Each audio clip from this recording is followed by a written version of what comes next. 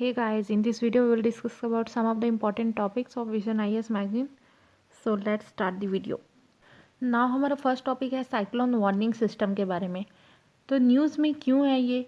क्योंकि recently Indian meteorological department, जिसे हम IMD बोलते हैं, ये मिनिस्ट्री ऑफ अर्थ साइंस की एक डिपार्टमेंट है जो कि वेदर फोरकास्टिंग पे वर्क करती है और साइक्लोन की वार्निंग ये सबसे हमें मिलती है। तो इन्होंने अभी अनाउंस किया है impact based cyclone warning system. तो जो पहले वार्निंग सिस्टम होती थी वो हमें सिर्फ बताती थी कि वार्निंग्स के बारे में बताती थी कि कब साइक्लोन आने वाली है और इस बारे में सिर्फ वार्निंग देती थी। बट अब जो IMD ने अडॉप्ट किया है वो है impact based cyclone warning system, means उसके इम्पैक्ट के बारे में भी बताइए।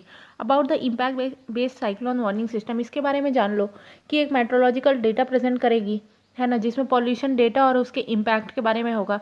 It aims to reduce the damage and economic losses to property and infrastructure. तो अगर हमें इम्पैक्ट पता होगा पहले से तो सरकार अपने आप में कुछ एक्शन ले पाएगी, प्रोएक्टिव तरीके से वर्क कर पाएगी और लोगों को भी इंगेज कर पाएगी। All disaster management agencies will work together and ये सारे डेटा को अवेलेबल एक जगह पे होके आएगी और डिस्ट्रिक्ट जो डिपार्टमेंट है, जो डिस्ट्रिक्ट एडमिनिस्ट्रेशन है, वो प्रोएक्टिवली इंगेज हो पाएगी। तो इसके लिए जो IMD है, इंडियन मेट्रोलॉजिकल डिपार्टमेंट, वो वर्क कर रही है नेशनल डिजास्टर मैनेजमेंट अथॉरिटी के साथ and Indian national centre for ocean information service and respective state government के साथ वर्क कर रही है। तो इम्पैक्ट बेस्ड फोरकास्टिंग क्या होता है? तो जैसे कि मैंने बताया कि नॉर्मल फोरकास्टिंग और इम्पैक्ट बेस्ड फोरकास्टिंग में क्या फ़र्क है। देखो, जो नॉर्मल फोरकास्टिंग होता है उसमें सिर्फ ये बताएगा लाइक ट्रॉपिकल साइक्लोन, तो साइक्लोन कौन सी कैटेगरी का है, कैटेगरी 3 का है, विंड स्पीड कितनी है उसकी और वो कितने आवर में आने वाला है। बट जो इम्पैक्ट बेस होगा वो ये सब तो बताएगा ही कि कौन से कैटेगरी का है, उसकी विंड स्पीड क्या है, लैंडफॉल कितने में करने वाला है और कौन से रीजन में, और ये भी बताएगा कि वो कितना ज़्यादा डैमेज कर सकता है। फॉर एग्जाम्पल इंफ्रास्ट्रक्चर को कितना डैमेज कर सकता है, रोड इंफ्रास्ट्रक्चर, बिल्डिंग्स, ये सारे, और जो पब्लिक इंफ्रास्ट्रक्चर्स हैं, train and other dams like, ये सब को कितना ज़्यादा डैमेज कर सकता है, ये सब हमें इससे पता चलेगा। तो अभी क्या होता है साइक्लोन वार्निंग इन इंडिया, ये देख लो कि साइक्लोन वार्निंग इंडिया में कैसे दी जाती है। तो एक होता है एरिया साइक्लोन वार्निंग सिस्टम और वो लोकेटेड है, ऑब्वियसली ये किसी कोस्टल एरिया में ही लोकेटेड होगा क्योंकि वहीं सबसे ज़्यादा साइक्लोन आने की प्रोबेबिलिटी रहती है। तो ये जो लोकेटेड है वो है कैलकाता, चेन्नई एंड मुंबई में। एंड कुछ साइक्लोन वार्निंग सेंटर्स हैं लाइक भुवनेश्वर, विशाखापट्टनम एंड अहमदाबाद में।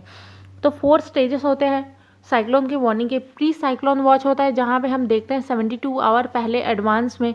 साइक्लोन अलर्ट 48 आवर्स पहले मिलता है जो हमें, and cyclone warning 24 hours and post landfall outlook at least 12 hour पहले मिलता है ये हमें। पोस्ट लैंडफॉल मीन्स लैंडफॉल के बाद आउटलुक मिलता है 12 आवर तक। तो ये आप सब देख सकते हो कि ये 12 का मल्टीपल में भी है, 12, 24, 48, 72, है ना। तो ये ईजी रहेगा याद रखने में। अब नेक्स्ट टॉपिक देखते हैं। नाउ हमारा जो नेक्स्ट टॉपिक है वो है सर्कुलर बायो इकोनॉमी। तो इसमें क्या है, न्यूज़ में ये क्यों है। यूरोपियन फॉरेस्ट इंस्टीट्यूट में रिसेंटली अभी 10 पॉइंट एक्शन प्लान पब्लिश किया है। वो एक्शन प्लान है circular bio economy on wellbeing. तो पहले ये देख लो कि यूरोपियन फॉरेस्ट इंस्टीट्यूट है क्या। ये एक इंटरनेशनल ऑर्गेनाइजेशन है जो कि इस्टेब्लिश किया गया है by 29 European state that conduct research and provide policy direction. Okay, तो सर्कुलर बायो इकोनॉमी है क्या, तो ये दो चीज़ से मिलकर बना है, एक तो सर्कुलर इकोनॉमी और एक बायो इकोनॉमी। तो सर्कुलर इकोनॉमी का तो आप जानते ही होंगे सब। सर्कुलर इकोनॉमी मीन्स एक ही चीज़ को हम सर्कुलेट करके बार बार यूज़ करें। इसका मतलब ये होता है कि हमने आज कुछ चीज़ को यूज़ किया, कल जाके उसे फेंक देते हैं, ये सब चीज़ ना करें बल्कि हम उसे रीयूज़ करें, है ना। तो रीयूज़ का कॉन्सेप्ट आता है सर्कुलर इकोनॉमी में। और दूसरा होता है bio economy. Bio economy means क्या होता है, bio economy substitute fossil carbon bye renewable carbon. Means हमने इसमें क्या करते हैं, हम इसमें क्या करते हैं कि हम बायोमास का यूज़ कर सकते हैं, ज़्यादा से ज़्यादा बायोमास का यूज़ करते हैं from agriculture, forestry, marine environment, ये सब के बाई प्रोडक्ट्स जो है वो हम यूज़ करते हैं, ठीक है। और सर्कुलर इकोनॉमी तो हमने देखा ही कि इंडस्ट्रियल सिस्टम होता है जो कि रीस्टोरेटिव होता है या रीजनरेटिव, मीन्स हम इसमें हर चीज़ का रीयूज़ कर सकते हैं।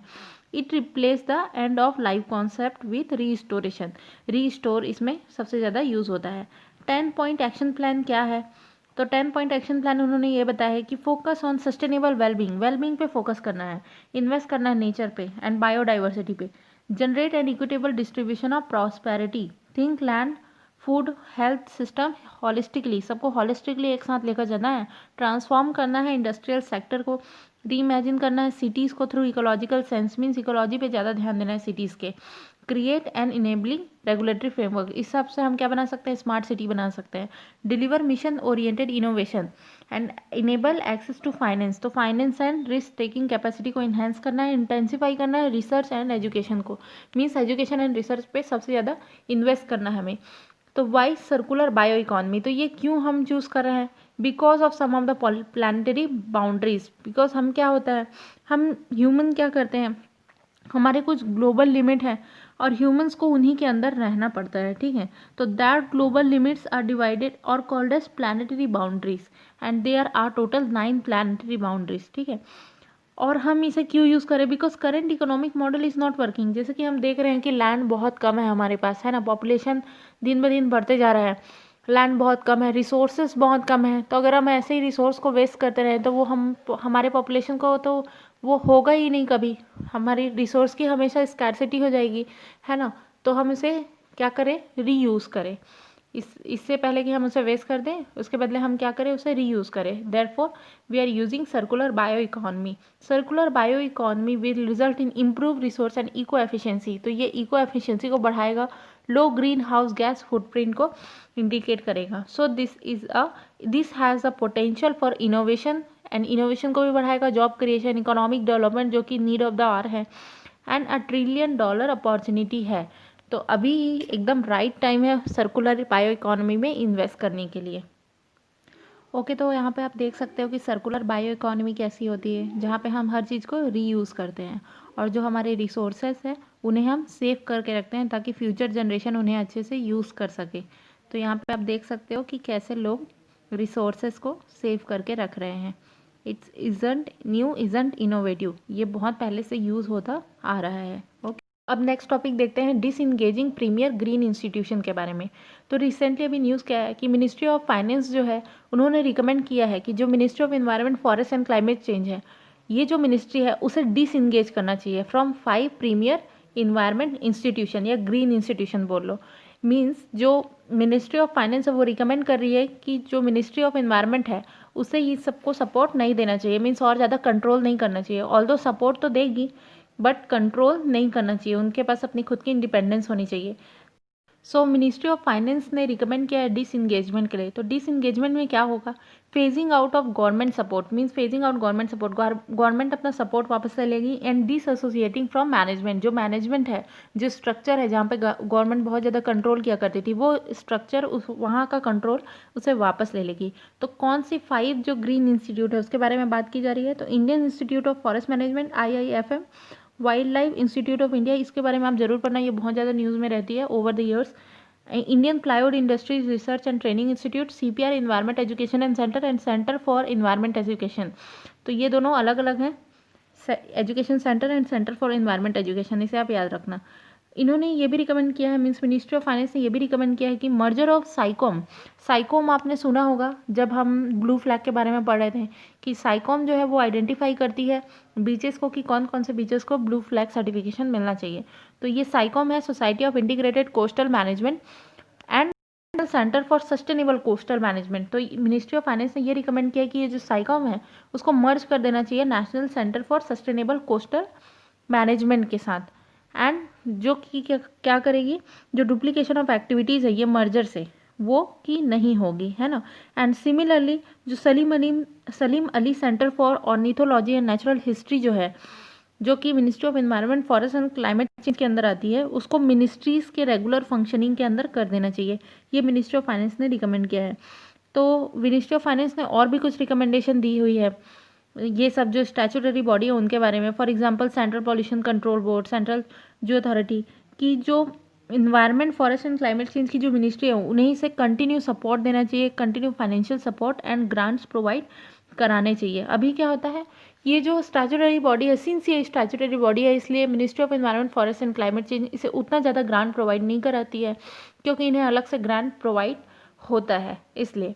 तो अब इस इंस्टीट्यूशन के बारे में डिटेल में जान लेते हैं। Indian institute of forest management, तो ये क्या होता है, it is a sectoral management institute. तो ये नॉलेज, यूजफुल नॉलेज प्रोवाइड कराता है and manager in the area of forest, और इसका जो हेडक्वार्टर है that is located in Bhopal. ये मोस्ट इंपॉर्टेंट है, ये आपसे प्रीलिम्स में मैच आ सकता है, तो इसे अच्छे से पढ़िएगा। नेक्स्ट है wild life institute of India. It was establish in 1982 और ये क्या कराता है, एकेडमिक कोर्सेज, एडवाइजरीज इन वाइल्ड लाइफ रिसर्च, ये सारे मैनेजमेंट की टेक्निक्स ये प्रोवाइड करता है। And its headquarter is located in Dehradun. अब ये मैंने बताया था दोनों सेंटर और इन्वायरमेंट एजुकेशन से रिलेटेड है, तो इन दोनों में कंफ्यूज मत आना। जो CPR वाली है उसका जो हेडक्वार्टर है वो चेन्नई में है, and centre for environment education mean CEE जो वाली है उसका जो हेडक्वार्टर है वो अहमदाबाद में है। दोनों के जो फंक्शन है वो ऑलमोस्ट सेम है, अवेयरनेस क्रिएट करना and about the environment and sustainable development. जो CPR है environment education centre, that is jointly establish by ministry of environment forest and climate change and the CP Ramaswami Iyer foundation. इसलिए जो starting में जो CPR है उसका मतलब भी यही है, CP रामास्वामी अय्यर। अब नेक्स्ट देखते हैं Indian plywood industries research and training institute. तो इसका भी काम यही है, ये टेक्नोलॉजी प्रोवाइड करती है in terms of would and panel product for renewable fibre, और अवेयर करती है। ये कोऑपरेटिव रिसर्च लैबोरेटरी की तरह है जो कि आती है CSIR के अंदर।